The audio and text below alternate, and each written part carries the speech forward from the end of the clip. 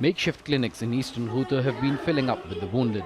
Most of the civilian casualties are women and children. We are waiting for these civilians to receive aid so we can preserve their lives. We are waiting for a reaction from the world. But that wait for the world to help stop the attacks on Ghouta has gone on for years. And since the government's latest offensive began last month, morgues have run out of space for the dead. Instead of receiving worshippers on Friday, this mosque got bombs. People here say Syrians, Iranians and Russians are mocking the United Nations and the Security Council. Since a unanimous ceasefire resolution on Saturday, there have been hundreds of attacks on Eastern Ghouta.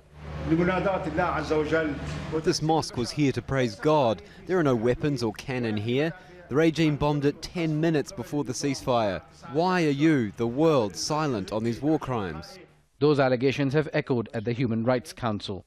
The UN Human Rights Chief says the Syrian regime and its allies are potentially carrying out crimes against humanity. What we are seeing in Eastern Ghouta and elsewhere in Syria are likely war crimes and potentially crimes against humanity.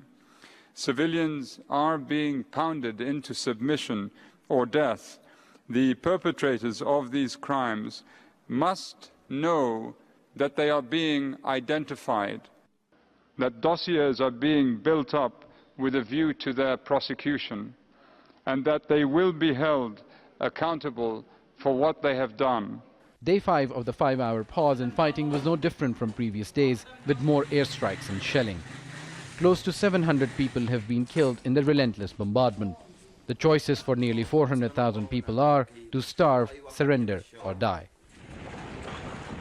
In addition to the attacks on residential areas, rebel positions on the front lines are also under heavy bombardment.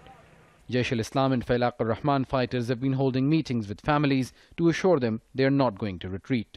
We asked a doctor in Eastern Ghouta about the potential crimes against humanity remarks, and he replied with a question: has the world drawn another red line? And said never again, he asked, because the Assad government's attacks on civilians have become more brazen. Strong words from the UN humanitarian chief, but like other statements and resolutions, they remain just that, words with no action. Osama bin Javaid, Al Jazeera, Gaziantep, near the Turkey-Syria border.